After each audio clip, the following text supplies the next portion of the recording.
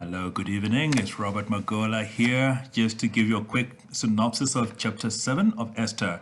The book of Esther is a beautiful, beautiful little book, and it's one of those special books in the Bible. It does not say the name God, but it really talks about God all the time.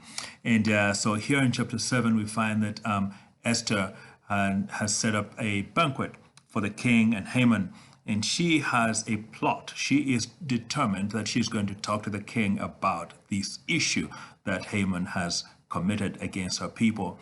And so here Esther is, she says to the king, King and Haman, welcome. She gives them beautiful food, they enjoy it. And the king is concerned because the second day in a row that she is inviting them to a dinner and she's not saying what she wants. Now, sometimes guys will be like, why don't you just go ahead and say what you want to say? Well, she's going to say it this time, but he asks one more time, what is your petition? What is your desire? It shall be done for you, up to half my kingdom. So the king is committed. The king wants to do what Esther wants. He's desiring to do something for her. And for some reason, she has taken him up. He is taken by her. And so she says, please, please protect me and my people. Our lives have been sold and we're going to be killed. Not only killed, if it was not like that, we would not even be bothering you, the king, but please help us. And so he says, who is it? Who dares do such a thing to the queen?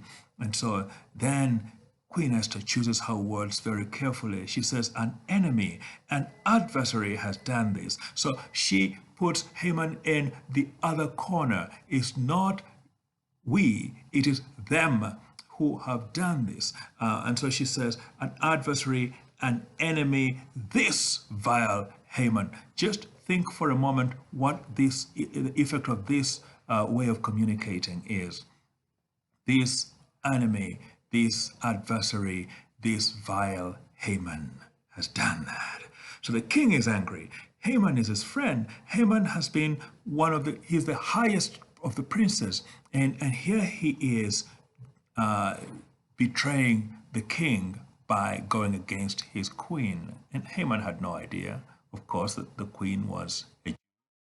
And also, she basically, revealed it at this point. And so the king is angry. He goes out in a rage and he's just taking some fresh air and thinking, what am I going to do now? Haman or the queen? Who am I going to take of these two? Haman is the highest of the princes, just been elevated recently. And now here is the queen, the wife of the king. She is the queen of the land. So she does not only have the relationship with the king, she also has the relationship with the nation. She is the first lady. And so what am I going to do? So the king goes out to think. And if it was in my case, I would go out there to pray as well. I don't think Ahasuerus was praying. He was thinking, he was angry, and he made a quick decision in his anger, because when he came back inside the house, from the yard, from getting some fresh air, he comes back probably with a decision that we're going to get rid of this guy, Haman, but he finds that actually Haman is already kneeling at the queen's feet. He is begging for his life and saying, please have mercy on me. Don't let me be killed by the king. I know he is angry with me. But Esther, as they're still dealing with that, the king comes and sees that and says, like, what are you doing? You're molesting the queen in the house, here in the palace, in my palace when I'm even present. Don't you have any sense of decency? Don't you have any respect even for the king? And at this point, he's ready to kill him. At that point, they cover his head and take him out, and somebody says, hey, he had prepared a gallows for Mordecai, the Jew. And the king says, impale him on it.